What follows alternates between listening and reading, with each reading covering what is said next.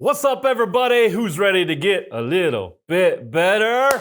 I sure am. I love getting better because if you're not growing, you're dying, right? And so we've got to keep showing up for ourselves and for the people that are counting on us, and say, you know what, I'm going to show up and get a little bit better. And I've had a few conversations, a lot lately, coaching conversations and friends that I've been talking to, and a topic's been coming up a lot. I don't know if you guys are aware of this, but a lot of the pain in our lives, it's not physical pain. It's internal pain. It's like felt in here. It's felt in here. And my experience has been a lot of the pain that I've experienced in my life uh, comes in one of two ways. It's self-inflicted because I beat my brains out because I do things and my self-talk starts to beat me down, or I don't think I'm enough, or why'd you do that, or you should have known better. I know I'm all alone on this one, but I've inflicted more pain on myself emotionally and mentally than I'd like to admit. But the other place where a lot of pain comes from, and I know I'm using that strong word intentionally, pain, you could even go as far as suffering, is in the context of relationships. Has anybody had some pain? If you had some pain in relationships, some suffering, some chaos, some turmoil in relationships, just comment yes right now. So we all know that we're not alone. I could also just ask another question and say, if you're breathing, comment yes, and I should get the same amount of responses in the chat box right now. So, like, we've all experienced that. And so one of the big areas, and this, it doesn't matter what season of life that you're in, is how, this is the question that I've been kind of noodling around with a lot of people and coaching and supporting people with this. People are like, how do I set healthy boundaries? Like, I got some relationships that I know are toxic, that their boundaries are gone. I had a call recently and I asked someone about how are the boundaries, and they just laughed at me. They're like, what boundaries? And it's not an easy thing to set healthy boundaries. And I mean, books have been written on this. In fact, if you have not read, I'll give you two book recommendations from the same guy, Henry Cloud. He wrote the book, Boundaries. Everybody should read it. It's been like a bestseller for 40 years. Read the book. You'll thank me later. And then he has another newer book called Necessary Endings. And I'll probably reference back to that here in a moment. But both phenomenal books. Both would give you a lot of practicality and how to navigate this topic of boundaries. So books have been written about it. Courses have been created. Events have been hosted just about this topic. So I'm going to give you 10 minutes on boundaries. And so how do we do that? How do we set boundaries? And I think the first thing that I would say, and this is whether it's been as a pastor over the last 25 years or as a coach over the last 5-6 years of, in that official capacity, the first thing that I'm going to share with you is probably the hardest. It's also the most important because it's the starting point. And the first thing I would say is, number one, face reality. This might be my most often quoted statement. The quickest way to change is to face reality. As long as something is denied, it can't be healed. Oh no, I don't have any problems. Oh no, I don't have any toxic relationships. I don't have any boundary issues. Like, as long as it's denied, as long as you're closing your eyes and running from it, sticking your head in the sand, use whatever metaphor you want. As long as it's denied, it cannot be healed. It cannot be changed. And if you've got relationships that, come on now, who are you kidding? They are hurting you. They are creating pain and suffering in your life. You've got to have the courage and the guts to face reality. Why don't we do that? It's because we're scared of what happens when we do. Because we're scared that it's going to take an emotional toll. It might cost us some relationships or change drastically the dynamics in some relationships. And it's going to take time and energy and all those things. That's why we avoid it. And you know what? I don't know if this encourages you, but all those things are true. But that's not a reason to avoid it. Because if you keep avoiding it, if you keep ignoring it, listen to me. It is not going to get better on its own. It's not. You have to bring intention. You have to bring focus. You got to get some guts and face reality. And until you do, it's never going to change. And so maybe facing reality could be tapping into a book like Boundaries and reading that book. Maybe facing reality is having some conversations with other people. But number one, you've got to face reality. Number two, this is kind of a real helpful frame. I can't remember who I learned this from, but let me give it to you. Responsibility versus concern. I think it might have been T.D. Jakes I heard teach this on a leadership session. Responsibility versus concern. There are things in your life that are your responsibility. And there are things in your life that are a concern. See, responsibility, only you can take responsibility for that. You have to take full responsibility for the food that you eat. Nobody is force feeding you. You have to take full responsibility for the relationships that you have in your life, who you give access to. You have to take responsibility for how you respond in a situation. You have to take responsibility if you have a family and if you have young children. Those children, they are your responsibility, and you've got to take responsibility for them while you are teaching them as soon as possible to take responsibility for themselves, but they're yours, so you got to take responsibility. If you're married, you're responsible for how you show up in that marriage.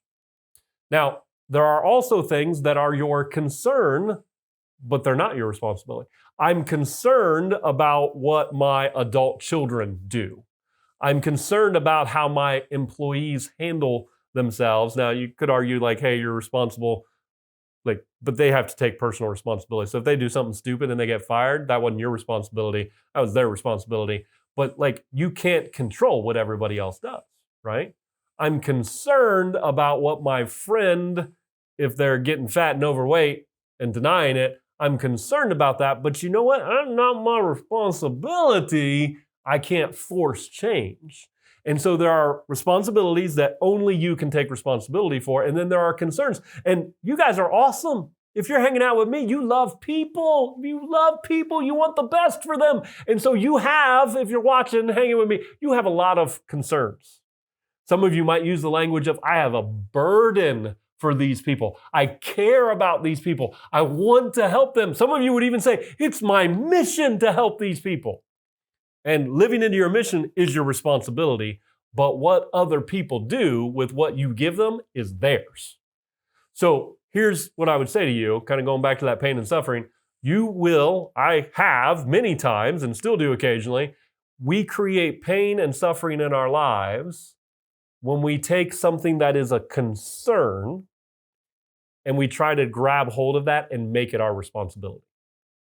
So if you're going through an addiction and you're a family member and I love you, and instead of being concerned about that and supporting you and giving you the resources you need and helping you get checked into somewhere to get help, if I take your addiction and I make your addiction my responsibility, it's going to create massive amounts of pain and suffering in my life because at the end of the day, I can't fix it. You're responsible for that. But I took your responsibility. And I guess that's the flip side of it, right? So if I take something that's my concern and make it my responsibility. The other side is if you're in addiction and you try to take your responsibility to get clean and get whole, and you throw that on me, and you try to take your responsibility and make it my responsibility, then that also creates pain and suffering. So the reason I'm sharing this is because when it comes to setting healthy boundaries, you can't change other people, and you're not responsible for how they respond. And so you've got to be able to parse between excuse me, don't get nervous, I've done this before. You've got to be able to parse between what are my responsibilities and what are just concerns. And listen, you got some heavy burdens, some mission stuff attached to concerns. What if you're really passionate and you love people? Listen, you've got to learn, here's the phrase, let it go. Release it. If you're a spiritual person, you've got to trust. For me, when I can't fix it, I release it to God and I trust and I pray for that person, but it ain't my responsibility. And so I refuse to suffer because they're not making good decisions and they're not doing what they need to do. So let it go. In fact, you should type in the chat, Let it go. Just to let that sink in a little bit more, you got some concerns that your boundaries are jacked up because you've made some concerns responsibilities. And others of you got some people in your life that they are constantly trying to take their responsibilities and throw it on your shoulders, and it's creating suffering and pain in that relationship, and you got to let it go. That's where you got to say no. You got to set a boundary and say, no, that's your responsibility, not mine. So, number 1, face reality. Number 2, concern versus responsibility. Number 3, big, ask for help. I was just talking with my friend behind the camera, Travis, and when you're navigating these waters, you're not going to be able to do it alone. You need some outside perspective to help you see what you can't see. And the phrase a friend taught me a long time ago, tell the truth and get some help. So once you've had the courage to face reality, then you need to bring not anybody, but the right people into the conversation to help you see what you can't see. Maybe that's a counselor, maybe it's a coach, maybe it's a therapist, maybe it's a mentor, maybe it's a really close friend who can have an objective view of the situation. Again, not an agenda, but they want the best for you and probably that other person involved as well. And so you got to tell the truth and get some help. Ask for help, ask for help, ask for help, ask for help. Otherwise, you're going to suffer in isolation, and you're just going to keep repeating the cycle, repeating the pain. And I don't want that for you. So ask for help. And then lastly, the thing I would say, 3 things in one: decide what your boundaries are going to be, communicate them to the other party, and stay the course. Decide it, not in the heat of the moment, separate from other people. Don't get in a conversation and then like, hey, let's figure out what our boundaries are going to be. You cannot have that conversation with a toxic person. And here's what I'll tell you.